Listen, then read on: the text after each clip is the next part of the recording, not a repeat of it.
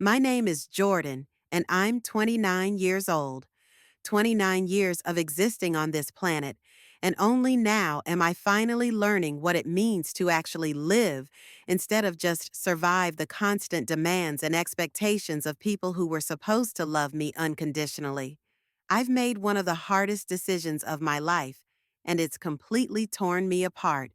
I've had to walk away from everything I thought I knew, everything I thought was family, everything I believed about love and loyalty and what it means to be there for the people you care about. I've been used, manipulated, and emotionally drained for so many years that I forgot what it felt like to have energy left over for myself at the end of the day. But it's time to break free. It's time to stop pretending that this is normal, that this is what family looks like, that this is what love feels like. They've bled me dry, sucked every ounce of life and hope and financial stability out of me, and now I'm taking control. I'm taking back my life, my peace, my sanity, and my future. I've been that person, always there, always giving, always sacrificing my own needs, my own dreams, my own happiness for the sake of keeping everyone else comfortable and content.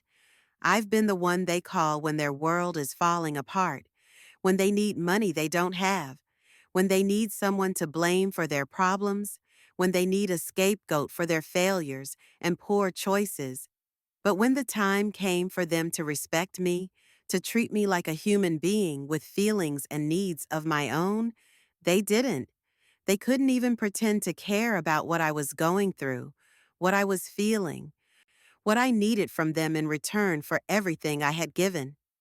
I'm talking about years of endless expectations, financial burdens that left me struggling to pay my own bills, and emotional blackmail that made me feel guilty for even thinking about putting myself first. And the worst part is, I let it happen. I allowed it to continue year after year, crisis after crisis, emergency after emergency. I made excuses for their behavior, justified their treatment of me, convinced myself that this was what love looked like, that this was what family meant. I told myself that if I just gave a little more, sacrificed a little more, proved my love a little more, they would finally see my worth and treat me accordingly. I was so desperate to be loved, so terrified of being abandoned, so convinced that my value as a person was tied to what I could provide for others, that I lost myself completely in the process. I became nothing more than a resource to be exploited, a bank account to be drained, an emotional dumping ground for everyone else's problems and pain. The manipulation was so subtle at first, so carefully disguised as love and concern and family loyalty, that I didn't even recognize it for what it was. They would say things like, "We know we can always count on you," and "You're the only one who really understands us," and "We don't know what we'd do without you." And I ate it up like a starving person being offered food, not realizing that they were slowly poisoning me with their false appreciation and conditional love.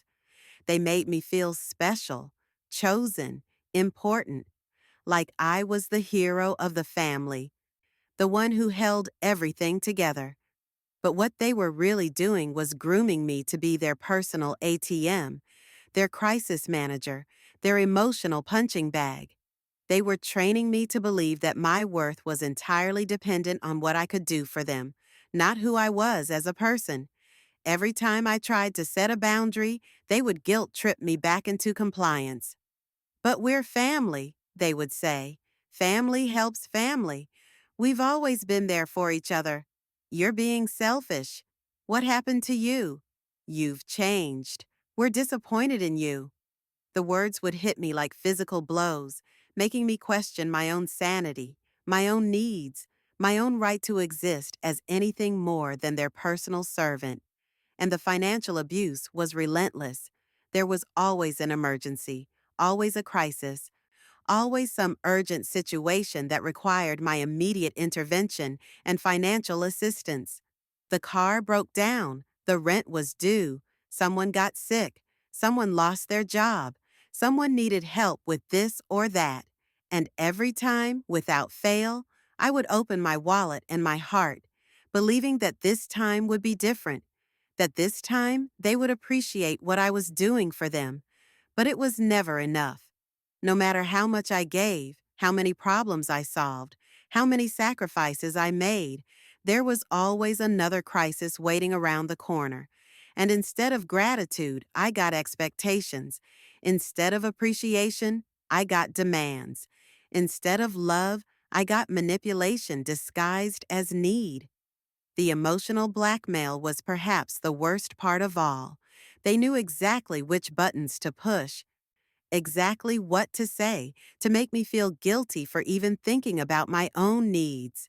They would remind me of all the times they had been there for me when I was younger, conveniently forgetting that being there for your children is literally the bare minimum requirement of being a parent. They would tell me stories about families who stuck together through thick and thin, making me feel like a traitor for wanting basic respect and reciprocity. They would cry, they would rage, they would give me the silent treatment. They would recruit other family members to guilt trip me on their behalf. They would make me feel like I was destroying the family, like I was being ungrateful and selfish and cruel for wanting to be treated like a human being instead of a resource to be exploited. And through it all, I kept giving. I kept sacrificing. I kept hoping that if I just loved them enough, if I just proved my loyalty enough, if I just gave enough of myself, they would finally love me back the way I loved them. I was addicted to the hope that things would change, that they would wake up one day and realize how much I had sacrificed for them, that they would finally treat me with the respect and appreciation I deserved. But that day never came. In fact, the more I gave, the more they expected. The more I sacrificed, the more they demanded. The more I proved my love, the more they questioned my loyalty whenever I showed even the slightest hesitation to meet their latest demand. I was trapped in a cycle of giving and giving and giving until I had nothing left to give, and then being made to feel guilty for being empty. I had to make a choice. I had to decide whether I was going to continue living this way, continue being drained and used and manipulated until there was nothing left of me, or whether I was going to stand up and say, enough is enough. It was the hardest decision I've ever had to make in my life, because it meant choosing myself over people I had been programmed to put first for as long as I could remember. It meant acknowledging that the family I thought I had was an illusion, that the love I thought they felt for me was conditional and transactional, that the relationships I had been fighting so hard to preserve were already broken beyond repair. It meant accepting that I couldn't save them, couldn't fix them, couldn't love them into loving me back the way I deserved to be loved. It was the hardest thing I've ever had to do, but I knew I had to do it if I wanted to survive, if I wanted to have any chance at happiness, if I wanted to build a life that actually belonged to me instead of being constantly hijacked by other people's crises and demands.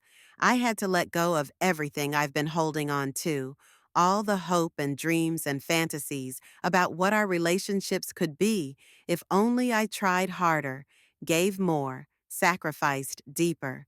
And that's exactly what I did. I made the decision to walk away, to cut the toxic ties that had been strangling me for years, to choose my own peace and sanity over their comfort and convenience. I decided that I would rather be alone and at peace than surrounded by people who made me feel alone anyway. The decision felt like jumping off a cliff, not knowing if there would be anything to catch me on the way down. It felt like betraying everything I had been taught about family loyalty and unconditional love. It felt like admitting defeat, like giving up on people I had invested so much of myself in over the years. But it also felt like freedom. For the first time in years, I felt like I could breathe again. For the first time in my adult life, I felt like my time was my own, my money was my own, my energy was my own. I felt like I existed as a person in my own right, not just as an extension of other people's needs and wants and crises. I wasn't prepared for the backlash. I thought maybe they would be hurt, maybe they would be angry, maybe they would try to guilt trip me for a while before eventually accepting my decision and giving me the space I needed to heal. I had no idea how far they were willing to go to maintain their control over me, how desperate they would become when their primary source of financial and emotional support suddenly disappeared. The phone calls started immediately. Not concerned calls asking if I was okay. Not loving calls telling me they missed me, but angry, accusatory calls demanding to know what was wrong with me, why I was being so selfish, how I could abandon my family when they needed me most. The voicemails were filled with guilt trips and manipulation tactics that would have worked on me just a few weeks earlier. They called me ungrateful, selfish, heartless, cruel. They told me I was breaking my mother's heart, destroying the family, abandoning my responsibilities. They reminded me of every time they had ever done anything for me, as if keeping score was the foundation of love, as if their bare minimum parental obligations somehow entitled them to unlimited access to my adult resources. The guilt trips were relentless and expertly crafted. They knew exactly what to say to make me question my decision, to make me feel like maybe I was being too harsh, too unforgiving, too selfish. They would call crying, telling me how much they missed me, how sorry they were, how things would be different if I would just come back.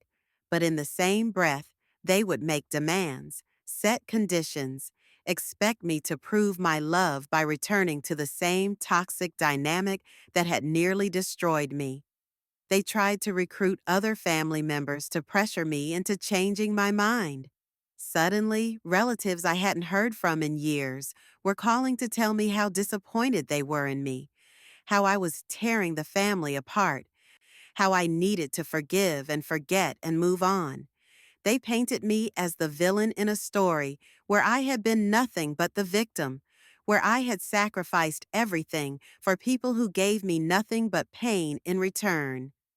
But I stood firm. For the first time in my life, I refused to be manipulated back into a situation that was destroying me. I refused to let their tears and guilt trips and emotional manipulation override my own needs and boundaries. I refused to set myself on fire to keep them warm, to sacrifice my own peace and sanity for their comfort and convenience. I started documenting everything, every phone call, every text message, every attempt to manipulate me back into their control. I wrote down the dates, the times, the exact words they used, the tactics they employed, and as each day passed, I realized just how far they were willing to go to get what they wanted from me, how little they actually cared about my well-being as long as I was meeting their needs. The documentation was like holding up a mirror to our relationship, showing me clearly and undeniably what I had been refusing to see for years. It showed me the patterns of manipulation, the cycles of crisis and rescue, the way they would love bomb me when they needed something and ignore me when they didn't. It showed me that their love was entirely conditional, entirely transactional, entirely dependent on what I could provide for them. Reading back through those messages, those voicemails, those conversations, I felt like I was reading about someone else's life. I couldn't believe how much abuse I had normalized, how much manipulation I had accepted as love, how much disrespect I had tolerated in the name of family loyalty. I couldn't believe how small I had made myself, how much of my own life I had sacrificed for people who saw me as nothing more than a resource to be exploited. The anger started building then, a slow burn that gradually became a raging fire. I was angry at them for using me, for manipulating me, for taking advantage of my love and loyalty for so many years. I was angry at them for making me feel guilty for finally standing up for myself, for painting me as the villain when I was the one who had been victimized. But I was also angry at myself, furious at myself for allowing it to happen for so long, for being so desperate to be loved that I accepted being used instead. I was angry for all the times I had ignored my instincts, all the times I had made excuses for their behavior, all the times I had convinced myself that things would get better if I just tried harder. I was angry about all the opportunities I had missed because I was always too busy solving their problems. All the relationships I had neglected because I was always too drained from dealing with their drama. All the dreams I had deferred because my money was always going to their emergencies. All the experiences I had sacrificed because I was always too emotionally exhausted to enjoy my own life. The pain was just as intense as the anger. It hurt to realize that the people I loved most in the world saw me as nothing more than a means to an end. It hurt to understand that all those years of sacrifice and love and loyalty had meant nothing to them beyond what they could get from me. It hurt to accept that I had been performing love for an audience that had no intention of loving me back. It hurt to grieve the family I thought I had, to mourn the relationships I thought were real, to say goodbye to the fantasy of unconditional love that had kept me trapped for so long. It hurt to realize that I had wasted so much of my life trying to earn something that should have been freely given, working for approval that was never going to come, no matter how much I sacrificed. But underneath all that anger and pain, there was something else growing, something that felt like strength, like determination, like a fierce protectiveness over the peace I was beginning to find. I was discovering parts of myself that had been buried under years of people-pleasing and self-sacrifice. I was remembering what it felt like to have my own opinions, my own dreams, my own priorities that didn't revolve around other people's needs. It got to a point where I had to face them one last time. They had been escalating their efforts to get me back under their control, showing up at my workplace, calling my friends, threatening to take drastic action if I didn't return to the family fold. I realized that the only way to make it stop was to confront them directly, to make it absolutely clear that I was done being their victim, done being their scapegoat, done being their emotional and financial slave. The confrontation was everything I had feared and everything I needed all at once. They brought out every manipulation tactic in their arsenal. They cried, they raged, they guilt-tripped, they threatened, they pleaded, they promised things would be different. They told me I was destroying the family, that I was being selfish and ungrateful, that I would regret this decision for the rest of my life. But for the first time in my life, their words bounced off me like water off a duck's back. I had done the work.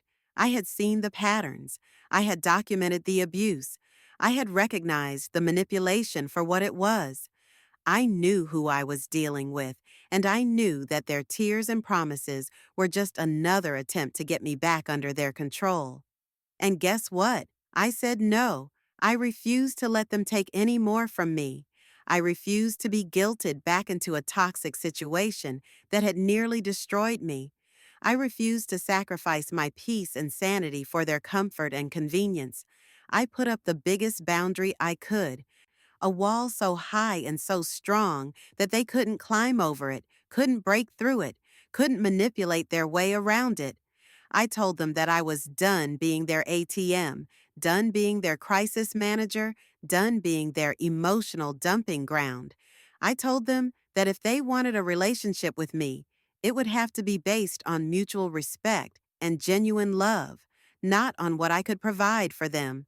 I told them that I would no longer accept being treated like a servant in relationships where I should have been treated like family. I told them that their emergencies were no longer my emergencies. Their poor planning was no longer my problem to solve. Their financial irresponsibility was no longer my burden to bear. I told them that I would no longer sacrifice my own well being for their comfort, my own dreams for their convenience, my own happiness for their satisfaction, and I told them that if they couldn't accept these boundaries, if they couldn't treat me with basic human dignity and respect, then they would no longer have access to me or my resources. I told them that I would rather be alone and at peace than surrounded by people who made me feel alone anyway. The silence that followed was deafening. For the first time in years, they had nothing to say. No manipulation tactics, no guilt trips, no emotional manipulation. They were faced with the reality that their primary victim had finally woken up, had finally seen through their games, had finally chosen themselves over the toxic dynamic that had benefited them for so long. And in that silence, I found my freedom. I found my peace. I found myself. Now, I'm at peace. I'm learning to live for myself without being constantly drained by the expectations of others. I'm discovering who I am when I'm not constantly performing for people who never appreciated the performance. I'm exploring my own interests, my own dreams, my own goals, without having to worry about how they might impact other people's comfort or convenience. I'm learning what it feels like to have money in my bank account at the end of the month, to make plans without worrying about emergency phone calls, to go to sleep without my phone next to my bed, waiting for the next crisis.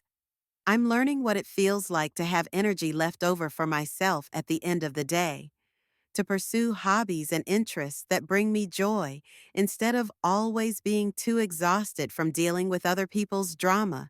I'm learning what healthy relationships look like, what it means to have people in my life who give as much as they take, who support my dreams instead of demanding I sacrifice them, who love me for who I am instead of what I can do for them. I'm building a chosen family of friends and partners who treat me with the respect and appreciation I deserve, who celebrate my boundaries instead of trying to tear them down.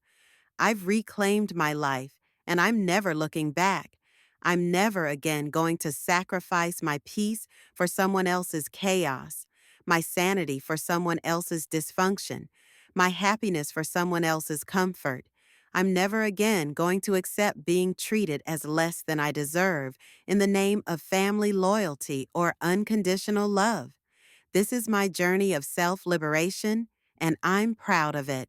I'm proud of myself for finally choosing me, for finally standing up for myself, for finally refusing to be a victim of other people's manipulation and abuse. I'm proud of the strength it took to walk away from everything I thought I knew about love and family. I'm proud of the courage it took to bet on myself when no one else would. The journey hasn't been easy. There have been moments of doubt, moments of loneliness, moments where I wondered if I was making the right choice. There have been times when I missed the chaos because at least it felt familiar, times when I questioned whether I was being too harsh or too unforgiving. But every time I feel that doubt creeping in, I remember what my life was like before. I remember the constant stress, the financial strain, the emotional exhaustion, the feeling of never being enough no matter how much I gave. I remember the way they made me feel small and guilty and selfish for having needs of my own. I remember the way they used my love against me as a weapon to manipulate me into doing things that hurt me. And I remember that I tried everything I could to save those relationships while still maintaining my dignity and self-respect. I tried talking to them, reasoning with them, setting smaller boundaries, expressing my feelings, asking for basic respect and appreciation. I gave them countless opportunities to treat me better, to show me that they valued me as a person and not just as a resource. But you can't have healthy relationships with people who are committed to being unhealthy. You can't build something beautiful with people who are determined to destroy it. You can't create peace with people who thrive on chaos and drama and crisis. The truth is, they didn't lose me because I walked away. They lost me long before that, every time they chose to use me instead of love me. Every time they took my sacrifices for granted. Every time they made me feel guilty for having needs and boundaries and dreams of my own. I just finally stopped chasing after people who had already abandoned me emotionally, even if they still wanted to keep me around for practical purposes. I stopped trying to resurrect relationships that had been dead for years, kept alive only by my refusal to let them go and my desperate hope that things would somehow magically get better. Now I know that real love doesn't require you to sacrifice your sanity. Real family doesn't make you choose between their comfort and your well-being. Real relationships don't drain you dry and then make you feel guilty for being empty. Real love lifts you up instead of tearing you down. Real family celebrates your success instead of resenting it. Real relationships give you energy instead of stealing it. Real love makes you feel more like yourself, not less. And I'm learning that it's okay to grieve the family you thought you had while celebrating the peace you found without them. It's okay to miss certain moments while not missing the dysfunction. It's okay to love people from a distance when loving them up close is destroying you. It's okay to choose yourself, to protect your peace, to set boundaries that other people don't like or understand. It's okay to disappoint people who have been disappointing you for years. It's okay to be called selfish by people who have been selfishly taking from you without giving back. Your mental health matters. Your financial stability matters. Your dreams matter. Your happiness matters. You matter. And anyone who makes you feel like you don't matter, anyone who treats you like you're disposable, anyone who uses your love against you as a weapon, doesn't deserve access to the beautiful life you're building for yourself. If you've ever felt trapped by someone or something, if you've ever been in a situation where you're giving everything and getting nothing in return, if you've ever been made to feel guilty for having needs and boundaries and dreams of your own, I want you to know that you're not alone. I want you to know that your feelings are valid, your exhaustion is real, and your desire for reciprocal love and respect is not too much to ask for. You don't have to light yourself on fire to keep other people warm. You don't have to sacrifice your well-being to maintain relationships that are destroying you. You have the right to be treated with respect and dignity. You have the right to have your boundaries honored instead of challenged. You have the right to relationships that add to your life instead of draining from it. You have the right to choose peace over chaos, even when that choice disappoints other people. If you've ever had to make a tough choice to take control of your life, to walk away from toxic people or situations, to choose yourself over people who weren't choosing you, I want to hear from you. I want you to know that your courage matters, that your story matters, that your decision to protect yourself matters. Let's stand together in our journey to break free and live authentically. Let's support each other in choosing peace over chaos, health over dysfunction, self-love over self-sacrifice. Let's celebrate the courage it takes to walk away from what's familiar but toxic and toward what's unknown but potentially beautiful. Don't let anyone take away your peace. Don't let anyone make you feel guilty for protecting yourself.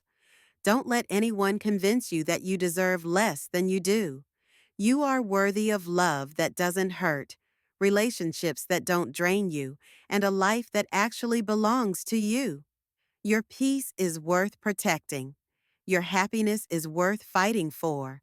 Your life is worth living on your own terms, not according to other people's expectations and demands.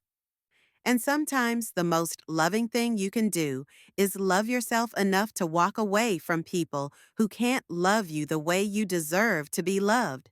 You are not responsible for other people's emotions, other people's choices, other people's problems, or other people's growth. You are not required to set yourself on fire to light their way. You are not obligated to sacrifice your dreams to fund their poor choices. Your job is to love yourself enough to protect your own peace, to guard your own energy, to respect your own boundaries, and to pursue your own happiness. Your job is to be the hero of your own story, not the victim in everyone else's drama. And if that makes some people angry, if that disappoints some people, if that changes some relationships, so be it. The people who truly love you will respect your boundaries and celebrate your growth. The people who are worth keeping in your life will want you to be happy and healthy and whole. Anyone who gets angry at you for protecting yourself, anyone who tries to guilt you for having boundaries, anyone who makes you feel bad for choosing your own well being over their comfort, is showing you exactly who they are and how they really feel about you. Believe them, trust your instincts, protect your peace, choose yourself, and never apologize for refusing to be anyone's victim, anyone's ATM, anyone's emotional dumping ground, anyone's scapegoat. You deserve better. You are worth more. You matter. And your story of breaking free, of choosing yourself, of protecting your peace matters too.